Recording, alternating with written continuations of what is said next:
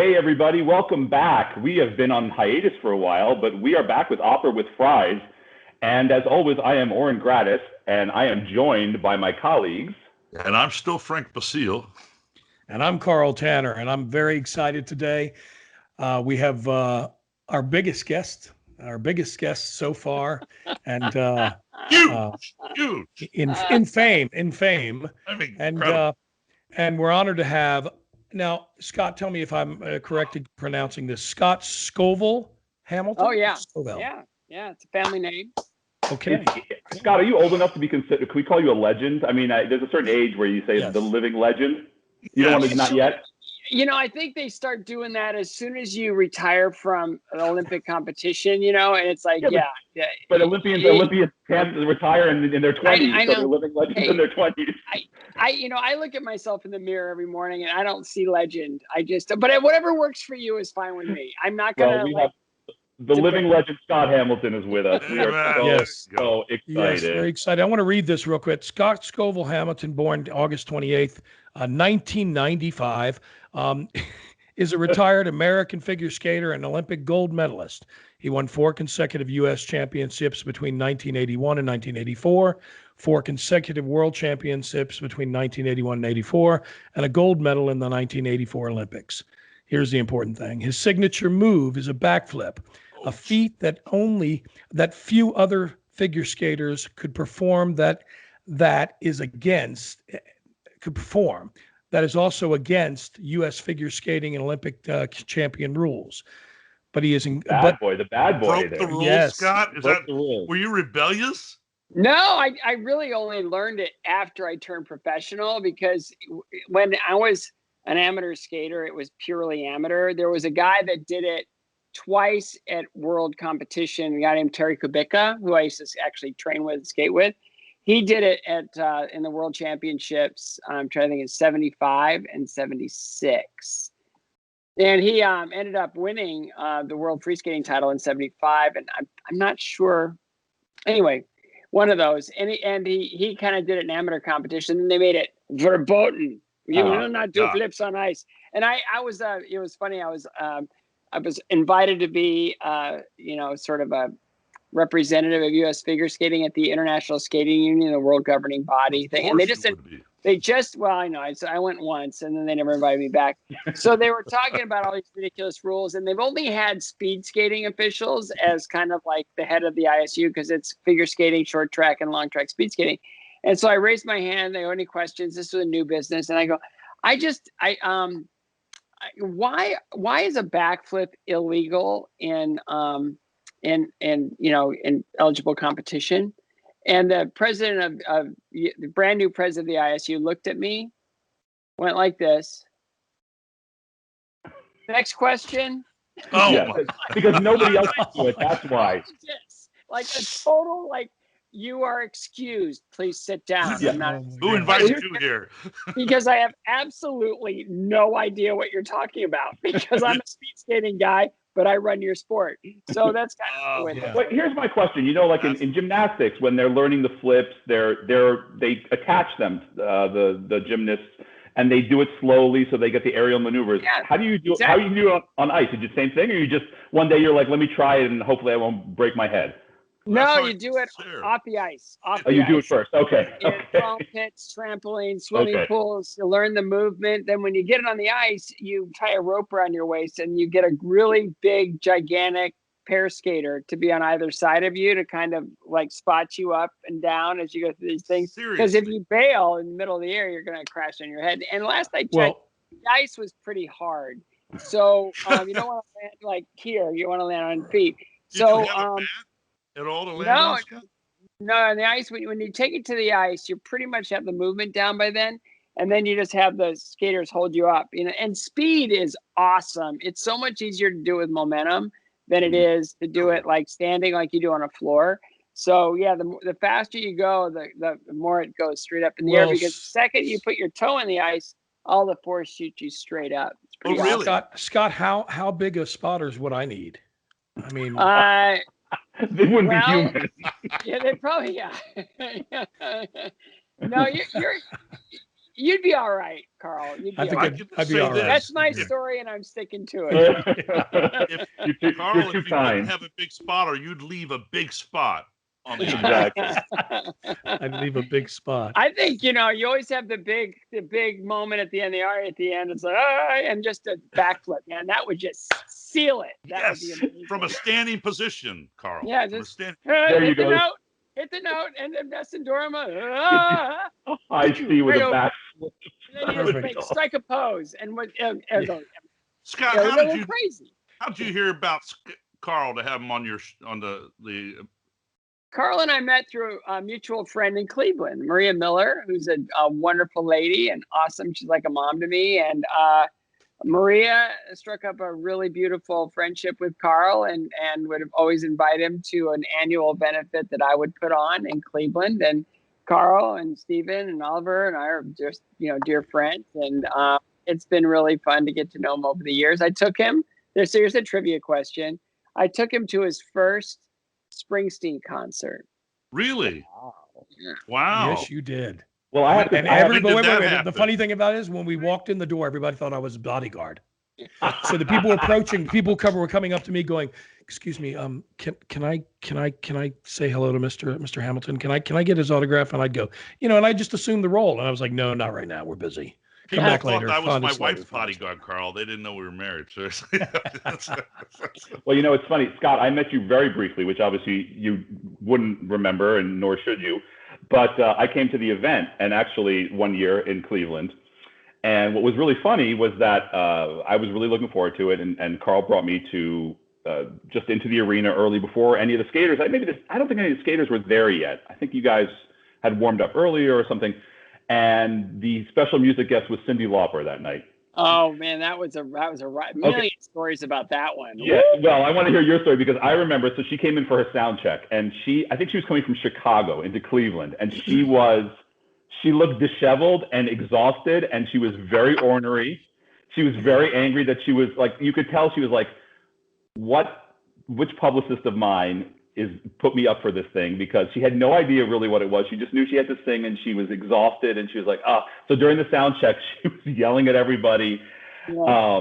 And I was like, oh boy, this is, and she was half-ass singing, and she was kind of like, But then that night, when you guys took the ice, you and the fellow skaters, suddenly she realized, wow, you could see the change in her. She was this is unbelievable. And she was humbled. It was vintage Cyndi Lauper, and there is nothing like listening to She Bop with amazing skating going on. It was one of the most incredible evenings. I got to say, it was awesome. Yeah, and then afterwards, I met Cyndi, and she was on cloud nine. She was like, this was like one of the coolest things ever. So thank you guys for being so awesome, because that was one of the best concerts I've ever been to. I mean, that was the best concert I've ever been to. Yeah, it's really cool. And, I won't tell you the 30 stories, but the main one was she walked in and she's looking at this expanse of ice in front of her. And I go, "Hi, Cyndi." I go, "I'm Scott." And I go, I'm so grateful, that you're doing this. And she goes, "Where am I?" I go, you're in Cleveland. And she goes, "Oh, I know that, but where am I?" And I go, "Oh, I do an annual cancer benefit. We'll raise about $1 million tonight and or more. And it's a really cool thing. You sing your set with your band, and we have the greatest skaters in the world performing in front of you." And she's just looking around, kind of like, and I go, "Would you like to meet some of the skaters?" And she said, "Oh, sure. So I go, "Cyndi, this is Dorothy." I introduced her to Dorothy Hamill, and her eyes went like that. Went like that, and I go, got her. Yeah, there you go. I got her. She's a little starstruck. Got her. It was awesome. It was. She goes, guys, listen up. We got a precarious situation here. We gotta really just bring it. And it was just a love fest after that, It was amazing. And I knew every song, and it was my childhood all over again. It was the greatest. It was amazing. She was amazing. You guys were amazing. Truly an incredible evening. So thank you for that. Did you ever put any? Oh, I'm sorry, Scott. Go ahead. No, I was just going to say, did you ever put any of those stars on ice? I mean, Cyndi, Carl, whatever. I'd like to see them No, skate. there are some that can skate. Actually, it was really fun. Over the years we had so many iconic superstars. We had Aretha Franklin one year. We had Michael Feinstein with Liza Minnelli. I love one Michael. year. We're good friends too. Michael and I become dear friends. We actually did a television special together that was nominated for an Emmy, and we should have won it that year. Yeah, if it would have been any other year, but 2001, we lost out to a 911 special. Yeah. Now, any other year, we would have won. Bad timing. Bad timing. I know, but it was just. My wife was a great figure skater. Her grandparents skated and could do the twirls and in Chicago. So you never had Celeste Holm on there, did you? No, we never did. No, that would have been great though, because she's a magnificent, amazing, incredible talent. I mean, there's nothing that Celeste Holm couldn't do. Nothing she couldn't do. I've been putting together all the awards for the last week and a half. Could she do a flip? Could she do a flip on the ice? That's a real question. Sure. Yeah, absolutely. Could she do a triple Lutz? Little girl. Yeah. Could she do the triple Lutz? She could do all of that stuff, but she would have loved to have done your show. I know. It would have been right. Well, it was funny. We had one year. I'm a huge soccer fan of Michael McDonald, so we finally got him to do it, and he. Like, our skaters didn't have enough time to bow before he got into the next song, even though we rehearsed it, like the break. Doesn't he have like 150 songs? So he probably want to do the entire thing, right? Yeah, it's a 90-minute show, so he was like, boom, 1, 2, 3, 4, right into the next one. It was like, so the next morning, it was great. I loved it. What an amazing talent! What an incredible gentleman. So the next morning. He's on the plane back with the executive director of my cancer foundation, and she goes, "Hi, Michael, I'm so and so," and he goes, "Oh yeah." And he goes, "Did you have fun last night?" And he goes, "Yeah." He goes, "But I didn't have the heart to tell Scott why I went through the set so fast." And I go, "Why did you go through the set so fast?" And he goes, "I was freezing." Because the stage is only that far up, off the ice. Oh, yeah. Set the stage. So he was just like, his feet were cold, his hands were cold. He's like, "Get me out of here!" And so sorry, Scott. I was just saying how I got hooked into figure skating. So I mean, it was perfect timing. No, not me. I said how I began to love the sport, because as an adolescent child, it was the time of Katarina Witt. Boy. Katarina, for a 14-year-old boy, I'm telling you, it's kind of that forbidden East German thing going on there. And, I hear she's still single. I mean, I don't know, Scott, if you got any connections there, but, it's funny. Every time I get into a golf foursome, when I'd be in a charity tournament or something, the first thing the guys would go is, "Hey, tell me about Katarina Witt." Oh, I'm not the only one then? Oh, I thought I was the only one. Well, you see, I've known her since she was 12 years old. Oh, okay. I saw her through all those years. And I was kind of like the elder statesman when, and she won her Olympics with the year I won mine. And then she won 4 years later. And then we toured together for years and years and years. So she was more like, like a niece, not like a daughter, but kind of like a, little sister. I had avuncular feelings, protective feelings about her. She wasn't far enough away from you. She always knew that I kind of saw through her, right? So we're on a practice session in Amherst, Massachusetts, and I've known her for a long time. And she comes up to me and she said, "I want your opinion on something." And I go, "Katarina, I've known you long enough to know that if you want my opinion on something, it means you've already made up your mind and you just want me to agree with you." And she said, no, that's not it at all. And I go, "Okay, well then let's talk about what you'd like me to know." And she goes, "Well, I was just invited to pose for Playboy magazine." And I go, "Okay, so when is the shoot? Because I noticed you pretty much stopped eating for the last 2 weeks of shows." And you're just dropping weight like crazy. And she goes, "I didn't make up my mind yet." I go, "You've already made up your mind. So when does the shoot happen? And where? I just want to know where, what are the plans?" And she goes, "Oh, you're impossible." And so she skated away, and sure enough, it was You did it anyway. the biggest selling, biggest Exactly. selling. I know. Yes, Warren bought 30 copies. Yes, I actually have some of the pictures mounted on my wall. No, come on. Isn't that No, funny? but I've known her forever, and when she was really like 16, she was like stunning. She was like, Beautiful. she all of a sudden came into this thing where she kind of knew who she was and what she was about, and she was a beautiful girl, incredible figure, and all of that, was just something that she was obviously very proud of. But it was, all the guys would want to sit next to her on the bus and everything. We'd always say, 16 will get you 20. that's the problem. These girls are so poised. I mean, all figure skaters are so poised at such a young age. I mean, I need to ask you. So, you have the Olympics every 4 years, and I know there's the World Championships and the U.S. Championships going on all the time, but every 4 years, the eyes of the world are on the figure skating community in the Olympics more than any other sport. I mean, the pressure is, we think there's pressure in opera. The pressure in figure skating, without a doubt, it's crushing. It's crushing, and you have those few minutes, and you've trained for years for these few minutes. I mean, tell me psychologically, how do you prepare for something like that? I mean, I know how I prepare, so we're in rehearsals and we're thinking about this moment of this 3-hour opera coming up, but it's nothing compared to the fact that you have this shot at the Olympics once every 4 years and you have a finite amount of time to do it. And to me, I've always thought it was the most incredible thing that the poise and the way that the skaters, also at such a young age, to be able to go up there and do that, I've had the utmost respect for that. And I just want to know psychologically, how do you prepare for that? There's no way to prepare for that moment. It's unless you consider it an extension of every other moment. Okay. So, from the first time you step on the ice in competition, like I remember I was 10 years old and I couldn't even feel my feet. I was so nervous. And then after the first couple jumps, you're like, oh, this is fun. And you get into it, right?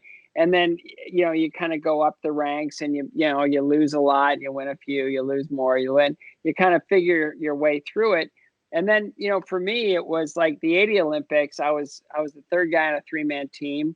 I was basically a tourist. I got to carry the flag in the opening ceremonies. To this day, I still haven't figured out how that happened. I remember that. But it was like all like in preparation for the next, right? So the next year, I come out. I was 5th in the Olympics. So I wake up one morning and I realize that the top 3 guys had all retired. So now I'm ranked 2nd in the world. It's like, that's a good cup of coffee. Mm-hmm. So and now what do I? So then you figure out how to win, right? From there, it's like, my kids will always roll their eyes. I go, what's the greatest strength? And they say, lack of weakness. I go, right. You got to get weak. You got to get strong where you're weak, and you got to chip away at those things that hold you back. And I've had to do that through all those years of winning world championships. So it's like, I won this year, but I'm going to have to up my game to win next year and up my game to win the year after that. And then up. And so like, it's always kind of up in your game. And so by the time you step on the ice at the Olympics, and this is what I learned second world championship, is I was freaked out after the first world championship, thinking that either I've got to get a lot better or the sport has never been in a lower place if I'm its champion, right? So it was a psychological thing that really freaked me out. So I went out the next year and I won again, and I'm looking around and I realized, like, all at once the epiphany happened that, like, these are just guys. I'm not competing against the world, I'm not competing against, like 7 billion people. I'm competing against like 20 guys. And all I have to do is figure out how to be better than those 20 guys. And it's very strategic, knowing their strengths and weaknesses. So by the time I stepped on the ice at the Olympics, I kind of knew where I stood. And my whole preparation for that moment was to, when I step on the ice in Sarajevo for my long program, there's 3 words I cannot say. I've eliminated 3 words, and that's would've, could've, or should've. So if I go onto that ice and I step on it with no regrets, in a way, I know I'm prepared physically. And if I can just turn off my brain, because it's a very destructive force, and when split-second things are happening, then I'm probably going to be okay. And I didn't really, for the way that I prepared, I didn't represent the way I prepared, but I knew going in, if I was top 3 in all 3 elements of the competition, that mathematically I could not lose. And so I was first in the figures, which was a gigantic win because A, I hated figures, and B, they hated me back. And I had to beat the best guy ever in figures, and I figured out a way to do that. So that was good. I won the figures. I broke a tie. I lost a tie in the short program, so I was second in the short.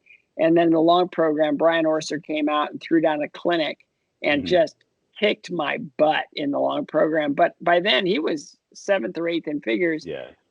The lead was insurmountable by then. So I went in with a strategy, and you go, but it's all, you got to look at it in a human way. It's skates, it's ice, it's preparation. I've done all these things, and these are the same guys that I beat like for the last 4 years. Right. So, I mean, in that way, it's kind of like you got to humanize it. It's not just the Olympic Games. It's not like that. It's like, it's another competition with these 5 stupid rings on the wall that just terrify you, knowing that it's like, I'll never have another chance.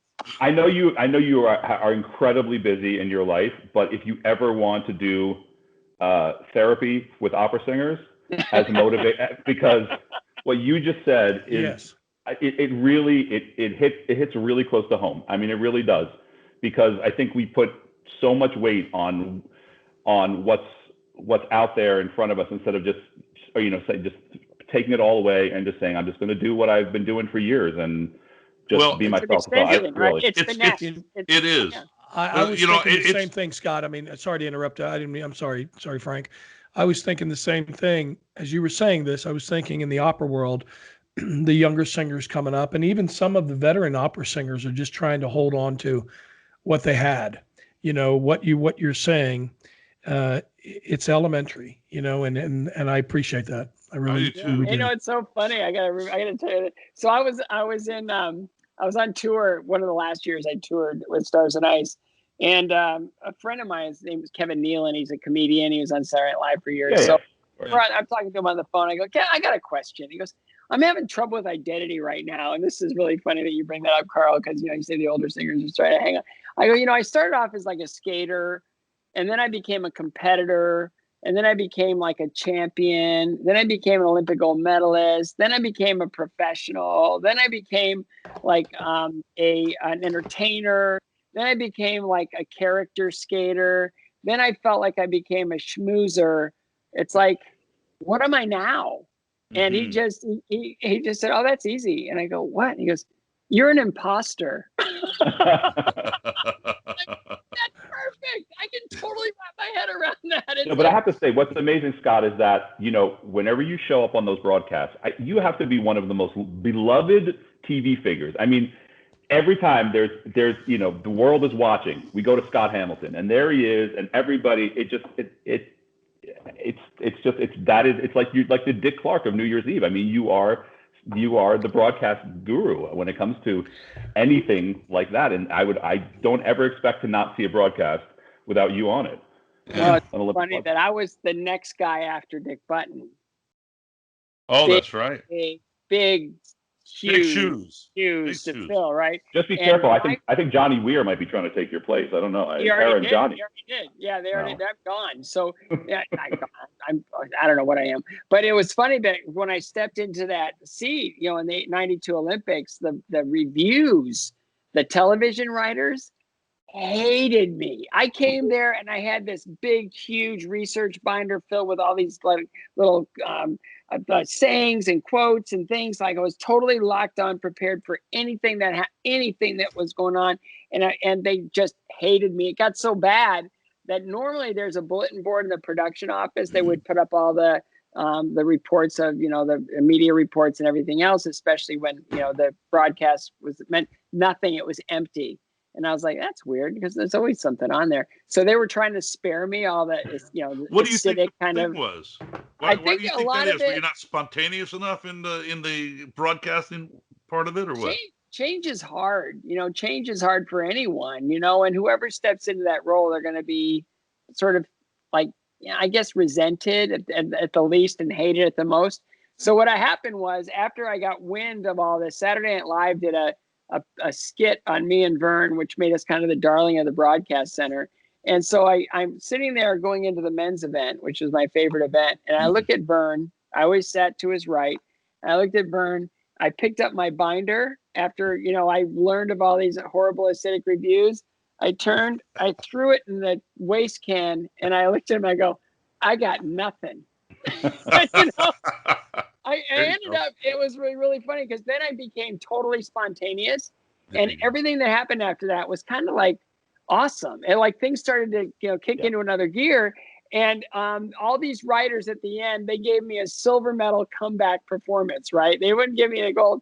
And I figured that's all I need is just, give me a crack in the door and I'll try to figure it out. But that first year especially, of being on the Olympic broadcast, no bueno. It was rough. And then after that, we had 2 years later, we had the Tanya Nancy thing.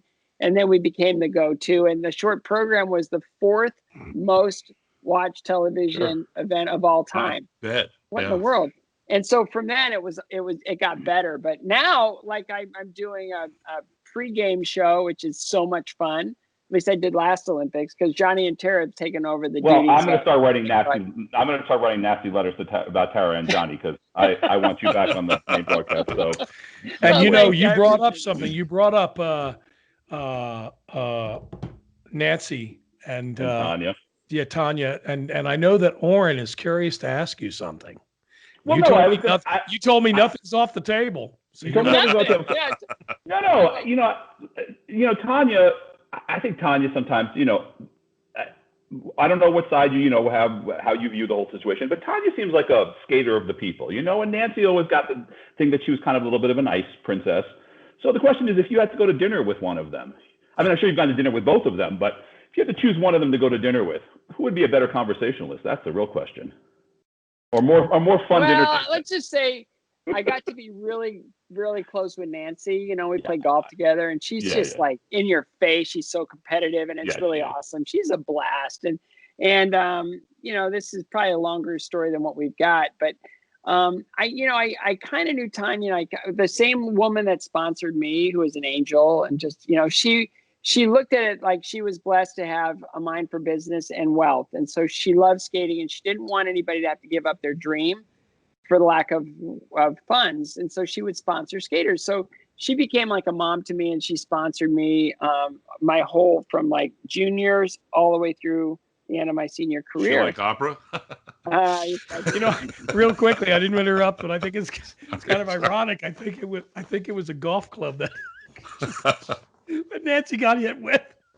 A golf club? No, it wasn't. She got clocked with a golf club. It was like a club, wasn't it? Man, I thought it would have been kind of ironic. So, but it was with Tanya, and I was like, I kind of knew her and I kind of didn't. We do shows together, and she would do a first number in the first half, and then you're supposed to skate for like 3.5 minutes, and then 3.5 minutes in the second half. It's kind of the traditional way. She did a 3 minute or 2.5 minute in the first, and a 30-second program in the second half, and it was like, there's something wrong with that. And basically, she would go right from training to a truck stop and shoot pool, drink beer, and smoke cigarettes until 3:00 in the morning. And it was like, that was kind of like what she wanted her image to be. Mm-hmm. But I will say this, Helen, who sponsored me for 8 years, sponsored her for 3 years, and there was never an acknowledgement of the gift. Oh, interesting. Never. Really? Never. And so I look at that and I go, there's something missing or broken there that just like was never operating out of a sense of gratitude. There was never a sense of, it's like, how do I get along with others? It was more like, I'm from the other side of the tracks. That's how I want to be looked at. That's the way I want to be, and I think just, it was a conscious choice though? That yes. Maybe it was, okay. Yeah. Like a deserved thing. And I will say this too, the second Nancy got attacked, it's been like that part of her that I knew before that has sort of been smothered in, sort of that attack. I mean, things like that change us, and Nancy's great. I mean, she's great. She's got 3 kids. She's happily married. Stays close to her family. I mean, she's really like salt of the earth, really good person. It's just, that freedom, that kind of spontaneity and all that really wonderful, joie de vivre, whatever that she had, it's sort of now, that's been covered up, I think, and it happened the second she got hit. And So, it's hard for me to feel sorry for Tanya, and I was doing a show at a forum in LA, and I was talking to a security guard on the dock, as you go down that back entry area to the loading dock. And I was talking to the security guy, and he goes, "Hey, I got a question for you. Why is it that Tanya's never been forgiven for what she did?" And I go, "Well, she never really took ownership or." She never did. She always said. She didn't. It was her boyfriend or something, right? I said I was sorry. It never happened. And so it was always kind of like almost and kind of intimated, but it was never like, I own it. It was never that way. So it was hard for people to kind of go, okay. And, they did the I, Tanya thing. Sure. And that was, meant to kind of soften people's opinions of like she was a victim, and so anyway, I just I harbor nothing. It's just just here's what prevented her from really becoming kind of beloved or whatever. She needs Mike Tyson's publicist, brother. Let me tell you. No, but even Mike is doing a victory lap now. I know. Yeah, Look exactly. at him. Have you seen his one-man show? It's phenomenal. Maybe she used a one-man show. I've always been a Mike Tyson fan. Oh, and like, he's a nut, and he had the wrong people around him. I mean, you guys, you're in this really tough competitive entertainment field, right? If you have the wrong people around you, things are not going to go well, right? And he just, it's like he just had the wrong people around him. I got a picture in here somewhere of Don King with my dad, somewhere in here. Anyway, when Don King took over, it was like, no bueno. It just Well, let me ask you a question, because this kind of leads into. Actually, I was thinking about this, and it's funny that you brought up boxing and Mike Tyson.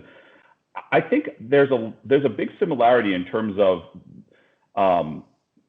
boxing and ice skating, and the fact that there's a lot of controversy. Those two sports seem to have a lot of controversy, and I wonder why that is. Why? I mean, ice skating is so beautiful and demure, all these things, but yet there's always something, some stokes in the fire. There's something going on. It's the Russians and the Americans and. And here, let me just make sure that nobody's listening. It's always come out in the commentary. It's an us and them. It's an East-West. It's like It's always us against the Russians, and the Russians were always in this Soviet system, and communism was always sort of the the evil enemy. Not so much anymore, but when you look at just sort of that us and them Cold War thing. If American didn't get the result that we wanted, we'd always say it's that Russian judge. It's the Russian judge. Right, it was exactly. the Russian judge that made the difference, and it's because of this thing. And it's really, I guess, kind of that, good cop, bad cop thing. You just gotta roll with it. Like when Nancy lost to Oksana Bayul the gold medal, they wanted it to be an East-West split, and they wanted to put it all on Jan Hoffman, the German judge, because he was from East Germany. And I was saying, look, I competed with Jan Hoffman. I have nothing but the utmost respect for Jan Hoffman. And if you want my expert opinion, I can tell you why he broke the tie. It was a tie. He broke it in Oksana's favor. It's because Jan Hoffman, I love him, adore him, doesn't have an artistic bone in his body. And if there was ever a situation where there was an artistic skater and the equal performance, he would always go for the artistic skater, because it wasn't anything that he could identify with. He admired it so much, he didn't have it. Right. So it's like, no, we want it to be an East-West split, and I go, no, I'm not. I don't feel good about that, so I'm not gonna participate in that. And it's always been that kind of thing where this is how we explain a result that we don't like. Blame it on the Russian judge. It's like, well, okay. Well, Scott, I'm just curious too, because you went from being so competitive in a sport, and the one thing that's different about sports versus the performance aspect as an entertainer is that there's no competition in the entertainment world. Yeah, there is. But there is. It's who's going to get the gig. We don't. exactly. It's who's going to get the gig. Yeah. That's the competition. Who's going to get the gig? Exactly. But And once that's you're kind of the actually got same gig- way. Like if I would have been second at the Olympics, we wouldn't be talking right now. Just saying. And I was thinking that. I mean, we were talking about how moments define things. And do you ever think to yourself, my God, if I didn't land that triple axel, or if I didn't do that, I wouldn't be sitting here today. I wouldn't, my life would be completely different if those 2 minutes went differently. I mean, it's insane to think about it. Yeah, but it's also, it's like we take what we get. It's like if I didn't win, I didn't deserve to win, right? I'm going to say that. But when I turned, like, I always liked the crowd more than I like the 9 judges because they didn't pay to get in. It's like that's just the fact. They didn't pay to get in, so I'm going to entertain the crowd. When I made the transition from competitive skater into the professional world, it's like, well, what's my identity? How do I do this? Right. And it just became this thing of, well, who are my role models now? And how do I look upon that? So I really had to dig deep, and it was really interesting. It's like, well, what are the ingredients that's going to allow me to be successful in this? It's like, well, one, I have to show joy every time I step on the stage, or on the ice, because that's contagious, right? Who does that better than anybody? Neil Diamond, right? So Neil Diamond was a big, he's great. When he's just at the end of every song, there's the smile on his face, and it's just infectious. And Light it up hits your light life in 20,000 '81 with that. Everything goes. So you wanted to be the Neil Diamond of figure skating. Well, and then there was 2 more, right? There were 2 more after that. Okay, that's just one element. The other element is I'm a guy figure skater in a female-driven market. How do I got to build an audience? Who did that better than Bruce Springsteen, right? So there's a blue collar, kind of that blue collar, roll up your sleeves and get to work and show up every day and just pound it out. There's that part of it. And it's like a long play. It's not just an instant gratification. Like the Olympics, people like Nadia Comaneci and Dorothy Hamill and Mary Lou Retton, they can hit that moment and then they're like, it. When you're a guy figure skater in professional skating, it's going to be a long haul, right? So there was that element of the Bruce Springsteen blue collar kind of get to work. And then the third element was, if I'm going to be around for a while, and that's the only way to do this, is how do we do that? And so there's this, who he is, Robert Plant, the lead singer of Led Zeppelin. When he started as a solo artist, he took unbelievable risks, artistic risks, in order to stay kind of relevant and interesting and interested in his craft. And I always loved that about him because I started collecting his music as an amateur, and I'd listen and I go, wow, that's so different than the last one. I need to be different every single year.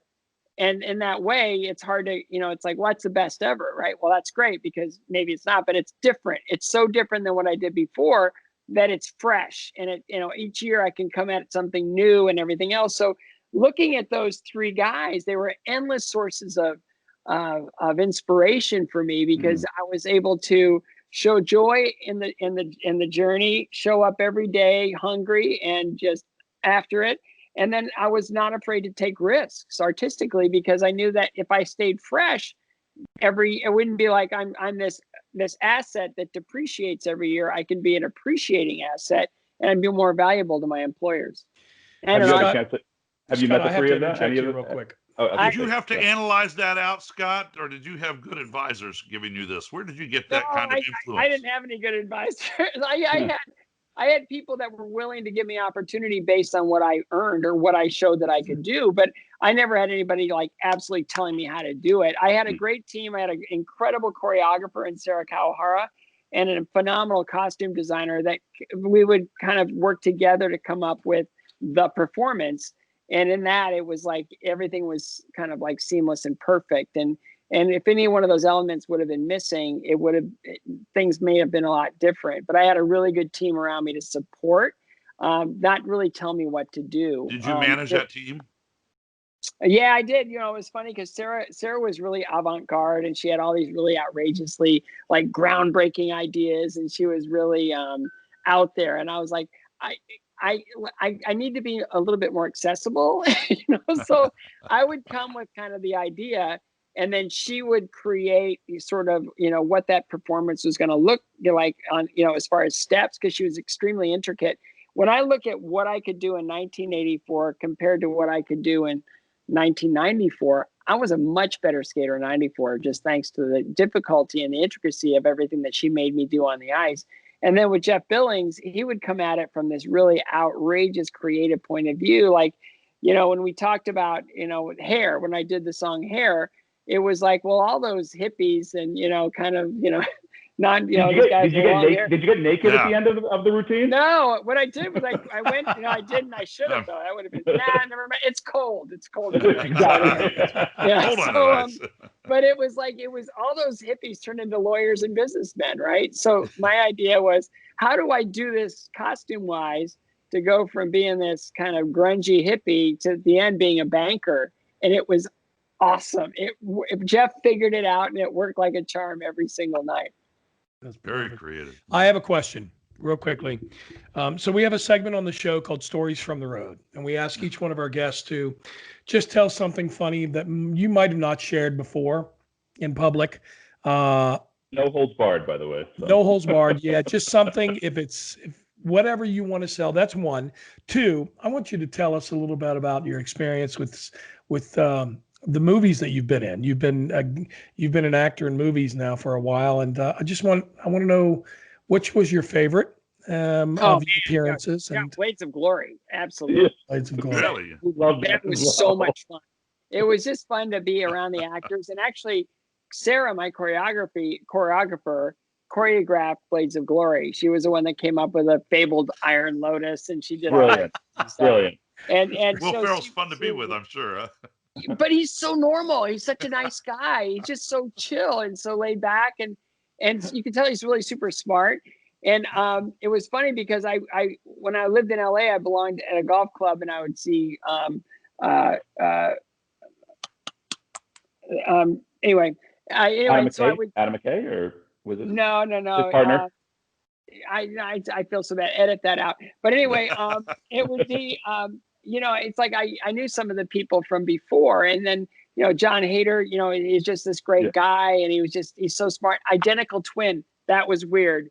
At the opening night, the big celebration, I'm sitting there looking at him and his twin brother, and it's like, okay, there's two Napoleon Dynamites here. I can't handle it. But it was, Amy Poehler, and it was so much fun to be, kind of in that sort of cast, kind of stepping into the strange world. It was so much fun. And there's a million other stories from that, but it was one of it was a highlight for sure. And then as far as like road stories, a lot of it happens kind of off the ice. Sure. That's what we want, Scott. That's what we want. Yeah. But there's just, a million things, there were hilarious things and like super tragic things, that happened during my times in Stars and Ice. But one of the funniest things that happened in the Ice Capades was I was in my first year of the Ice Capades, and I'm wearing my Olympic outfit. It was kind of like this spandex unitard thing that speed skaters would wear. So I'm wearing this and I'm skating to this Olympic music, and I'm like, come in. And it was opening night in Philadelphia, and it was sold out. Every seat was sold out. And all the skaters from the area, from Philadelphia and from Wilmington, Delaware, they're all like championship skaters. They're all in the audience that night. And so, this is my peers, and it's sold out. And it was a really unusually warm time in Philadelphia, plus a full house. There's about that much water on the ice. Oh. So it was, and I'm wearing this spandex unitard thing. So I'm like, all right, let's just bring it. So I'm like, I'm this Olympic stud, right? And I'm thinking all these things. So I go out and I hit my opening pose, and then I go right into the performance, and I open up, I go triple Lutz. It's the hardest jump I ever did in competition. It's like, all right, set it up. Let's do this. And so I hit it, and it floated, and it landed. And I was like, I am so good. This is unbelievable. I'm doing this. That's when we crack our notes, when we start thinking like that, brother. Yeah. So I go around and I do this thing, and I do axel, half loop, mazurka, and I go up for triple toe. And normally the feet cross, right? Well, like feet like hit, and they did, and it was like, and I'm in the air going, okay, my timing is way off. I have no idea where I am. So I came down forward on the two toes, and it was instant like a hinge, right? And I was like, oh no. And I caught myself like this. And I was like, oh great. I could have like really crashed, but I slid about 15 feet on my forearms like this. And so I get up and I'm doing all this choreography, and I do I do this down, up, and down, and like Ad lib. no, so it's like right here, my knees, both of my knees soaking wet, arms soaking wet, soaking. What color was the outfit? It was light blue everywhere but there. Oh man. And so I'm having to skate 3 minutes in front of 12,000 people. Oh. And that Yes, video's of course. on Google somewhere. Yeah, it's on YouTube. Yes. Thank goodness it was before smartphones. But But it it wasn't a competition, so you could have fun with it. said, well, here we go. It's just one of those things that makes, you don't remember, like, you'll remember a couple of the really good ones, like you guys remember when you just, like, I remember all the bad ones. but you remember all the bad ones. All the bad ones. Hey, I have I to don't know. tell you, Scott, some of the greatest memories we've had together. I mean, doing your show and everything. I was honored to be asked to come to one of Scott's birthday parties, and it was in LA. And Stephen and I flew out, and I said, Stephen, we need to rent a nice car because, this is at a big fancy LA mansion. And I mean, it's Scott Hamilton's birthday. So, 50th, and all we could afford was like an Infinity. and I rented this Infinity, and we drive up and there's Rolls Royces, Maseratis, Lamborghinis, all these cars. And I pull up and the guy looks at me like I'm driving a Section 8 piece of crap. And he goes, I said, you want the keys? This is Scott Hamilton's birthday party, right? What? He goes, this is Scott Hamilton's birthday party. Go get I this. pull up and he goes, I said, you're going to park the car? And he goes, yeah, nah, you can just pull it over there and leave the keys in it. No one's going to take it. So we get out and we walk up the sidewalk. And as I'm walking up the sidewalk, there stood Kevin Nealon. I was like, oh, crap. I said, Stephen, that's Kevin Nealon. He goes, who Kevin Nealon? I said, he said, who Kevin Nealon? I said, Saturday Night Live. And he goes, he not from Saturday Night Live. I said, look at him. I said, that's the guy that, does all those funny skits on. He walks to me, he goes, you on Saturday Night Live? Kevin Nealon goes, well, I was. And he goes, what'd you do? Then we walk in and there stood William Shatner. And I was like, Steven, look, there's Bill Shatner. And he goes, he got old. Yeah. And I said, Young Steven, 90-year-old I know. That's for That's sure. right. and I didn't tell you the story, but I'm standing there. We're waiting for you to show up. We're standing there, and I'm standing kind of in the foyer, and I'm standing there talking to Kevin Sorbo. Yeah. And, I'm looking like this. And Kevin goes, so how do you know Scott? And I said, well, I met him through a mutual friend. And he said, oh, what do you do? And I said, I'm an opera singer. And this other guy kind of walks up and kind of gets in the conversation, but he didn't hear that I was an opera singer. And he's just standing there shaking his head, nodding. And I'm talking, all of a sudden Pavarotti comes out. And the Pavarotti, the name Pavarotti comes out. And this guy goes, I know Pavarotti. I sang on the Pavarotti and Friends. And I'm looking at this guy going, who is this guy? This guy's a singer. And he goes, yeah, he goes, rest in peace, fat boy. I said, Rock star. yes. And I said, and I'm sitting here thinking, who is this guy? And he goes, it was not a good experience. And I said, what happened? He goes, he said, we sang Return to Sorrento. And I said, did? And he goes, yeah. And he goes, he did something at the end and he changed the key on me. And I said, really? And I said, I'm sure it wasn't that bad. He goes, it was terrible. It was disastrous. He goes, we need to find a computer and I'll show you. He goes, what do you do? And I said, I'm an opera singer. And he goes, you're an opera singer? I said, yeah. And he goes, oh. He goes, well, I was singing and I was thinking, and I'm not, and all of a sudden Kevin steps back to where he's out of the view of this gentleman. And he goes, and I went, It was Right. Meatloaf. I said, he goes, you don't know who I am, do you? And I went, of course I know who you are. And he goes, who am I? And I went, I look over and I go, you're Meatloaf. And he goes, he turns to Kevin and he goes, not fair. You didn't know who I was. And I said, I know you. It's amazing. I said, how do you know Scott? And he goes, we live next door to each other. Wait a second, He was Scott. my You're next door having neighbor. parties with Kevin Sorbo and Meatloaf and Kevin Nealon. I mean, what? No, There were a it was lot the more most stars there. the most eclectic, crazy group of people like that never should have been in the same place ever. How do you know all But these people? It's amazing. I'm Forrest Gump. It's like I have this Forrest Gump life. No, it's insane. It's this Forrest Gump life because I'm sitting there, I'm watching, Brad Paisley Yes. with singing with Kevin Nealon and Eric Idle, and I'm going, Yes, that was how am amazing. I here? Yeah. Like, what am I doing here? It's It's your like, why did birthday I get party. invited to this party, right? But it was like we had this whole Olympic section. You had like Christy Yamaguchi and Nadia Comaneci and Bart, Connor and all these skaters, and then you have like Bill Shatner, who's I love and adore, like Meatloaf. Yeah. And Meatloaf just moved to Nashville. He just texted me and he He goes, did? "Can't wait."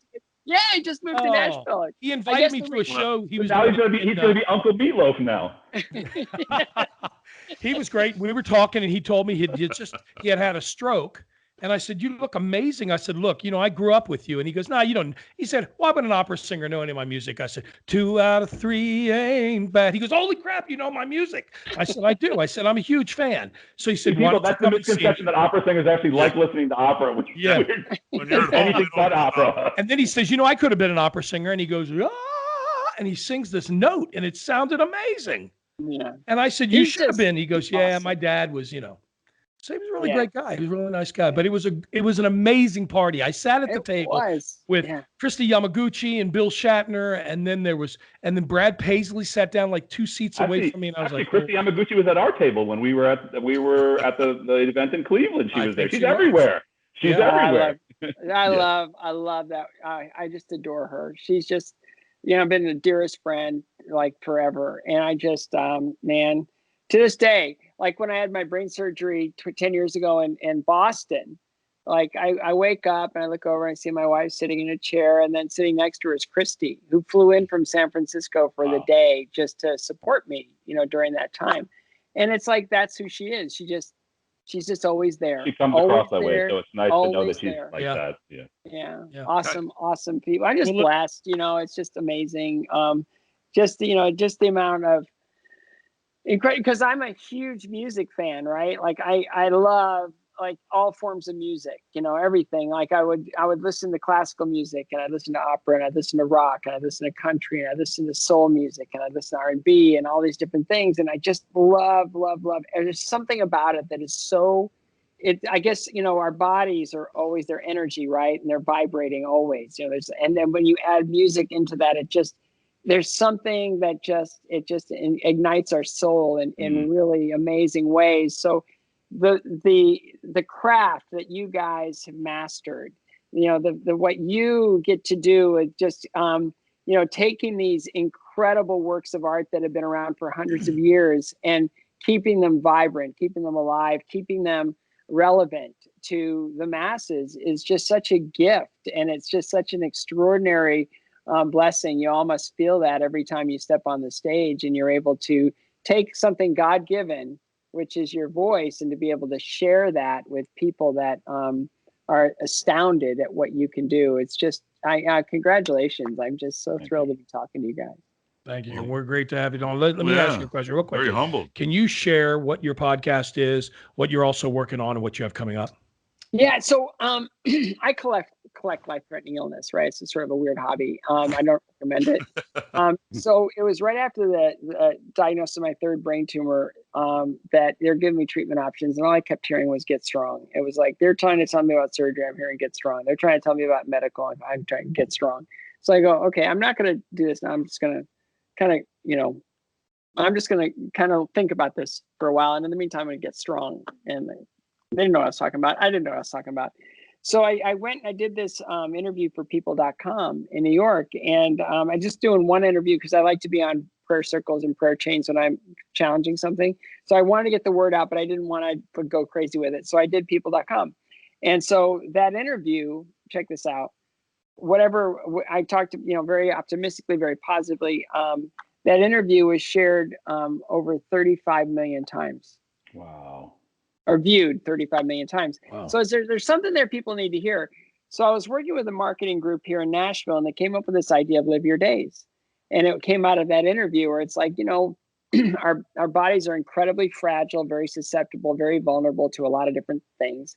Also incredibly, phenomenally resilient, but ultimately temporary.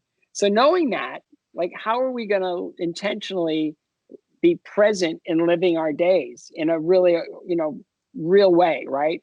And so it was this kind of call to action. And I thought about it and I go, I'm not really ready for this now. It's not time. So 4 years later, we're in the second month of 2 weeks to flatten the curve lockdown. And I got a call from 5x5 and they said, now? It's just 4 years later. And I go, now. So we built this Live Your Days, liveyourdays.com. It's this very positive destination where, there's this 30-day challenge that we ask people to sign up for. And every day for 30 days, you get a positive message in your mailbox with a very small task that's just meant to build muscles of contentment and of positivity and of encouragement and optimism. And so we did that. But a part of that is, a way to bring people to the Live Your Days website is we do a podcast. And each one of the stories of the podcast, each member that did the podcast have something really amazing, a story to tell that really can allow people to understand not only what the guest is made of, but what they can also incorporate into their lives in order to live better. Like Bart Millard of Mercy Me, he wrote the song I Can Only Imagine based on, his relationship with his father. And his father, as he tells it, was, it was a broken family. His father was abusive and basically a monster to this child, Bart. And as things progressed, Bart went off on his own. The movie I Can Only Imagine was based on this story, but his father ended up becoming the man he wanted to be and the one he loved the most. So it was a true redemption story. And, Robin Roberts talking about, surviving or thriving through cancer. And Kevin Nealon about what it's like, to prepare yourself to be ready for the day that you can achieve your dream. And Marcus Whitney about, he was a college dropout, married with a child, another one on the way, and he had no way to support his family. So he needed to get to work. And now he's this incredible entrepreneur in healthcare and just built this life, based on the decisions of, I needed to do this in order to become that. And it's just this really great destination. Kristi Yamaguchi was born with club feet and became an Olympic figure skating champion. Like, rise up, let's just get over this thing.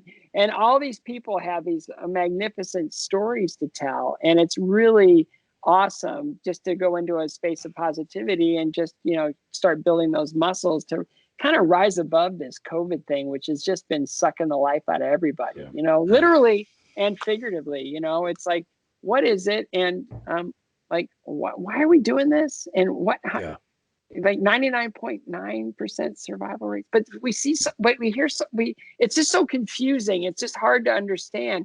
And so we just wanted to create a destination for people to go to where they could inject some real hope and positivity into their lives. I know we're running out of time, and I, just in my final words that I want to say, and I hope this doesn't sound trite, but you were an inspiration and a champion. Thank you. In the first part of your career, but you continue to do that, and you are probably, I think, one of the most positive, influential people that I have ever had the privilege of spending time with, or getting to talk to, or know on any level. So thank you, Scott. I really want to say from my heart that I really admire you and the work that you do. I think you're really, when they talk about wonderful human beings, you're one of them. Thank you so much. Yeah. Frank, after you. Hey, Scott. I mean, we share a faith, brother. And what's your favorite verse of hope? Oh, when I was in Israel, they had this jeweler show up. He goes, "I'm going to make a piece of jewelry for you," and just all I need is a verse, and it's John 16:33. It says, Jesus says, "I have told you these things so that in me you may have peace. In this world you will have trouble, but take heart, I have overcome the world." Amen. And that was the scripture I put on my ring. So yeah, it's there's so much there. It's building your house on rock and not on sand. It's all these lessons that he gave to us that just teach us how to live our lives. And the people, when they go like this, I go, no, you're denying something that will totally get you through everything. It's like, that's not for me. It's like, when did it come into your life? When did that It was happen? always kind of there, but when I was dating Tracy, she's a very dedicated Christian. We're dating for a couple months, and she just sort of said, "I have a very important question to ask you." And I said, "Anything." And she said, "Where are you in your relationship with Jesus Christ?" And I said, "What any smart guy would say." I said, "Where do you want me to be?" Yeah, right, brother. My wife used to always say, "What was her name?" Yeah, Sure. no, but it was like I lived with so many questions and so many, just this barrage of thoughts and everything else that I just needed to kind of like just see it. And so she introduced me to her pastor, and I told him about all my, just kind of all my objections to the way things kind of were. And he goes, "I couldn't agree with you more." And it's like, oh, okay, this is great. And he handed me a Bible and he said, "Do you like history?" And I go, "Yeah." And he goes, "Have you ever read this book?" And I go, "I have, but I don't understand it." And he goes, "It's a book of history. It's how God interacted with his people. It's not so much about the characters, it's about how he interacted with them." And he goes, and then, throughout, Jesus is part of all of it. But when you get to the red letters, he goes, "Let's sit down and talk again, because that is one that's really going to rock your world." And so that was kind of, how I built my faith. And the more I got into it, the more I wanted it, the more I wanted it, the more I wanted it, and the more I wanted it, the more I wanted it, So Yeah. it's that. And it's like, I've never been, even in the storm, I've never been able to be as content as I am right now. It So heals I'm really, the heart and mind, doesn't it? oh, everything. I mean, it's just really to live without that hope, and it's like Romans 5:4, it's like through suffering, suffering builds endurance, character, and character hope, right? It's like the human condition, we're meant to suffer. We're built for it. We're designed for it. Brother, I'm at the bottom of Job's journey. I'm waiting for the upward swing. Well, you'll get there. It's just, and again, whether it's in this life or the next, and that's the cool thing. That's right. Yeah.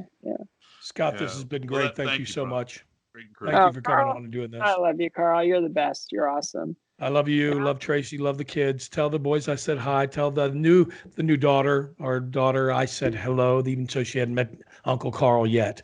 Oh, They will. We're going to come Uncle Meatloaf yet? That's the question. He's here in Nashville now, so we'll be. That's what I'm saying. Yeah, he'll be over there today. Hopefully he'll remember me. Would you give him my best? I will. Tell Mr. Loaf that Carl says hello. Yeah. And I want to thank you for coming. To anybody out there that would like to ask us any questions about our podcast, send a message to Scott. Please email us at operawithfries@gmail.com. That's operawithfries@gmail.com. Scott, thank you so much. I love you. Thank you for doing this. Okay. Yeah, great to have a new friend. All right. Okay. We'll see you guys soon. Thank you, guys. Again, I'm available. All right. I appreciate it. Oh, yes. And tell real quick your podcast one more time. Liveyourdays.com. Liveyourdays.com. Thank you. All right. See you guys.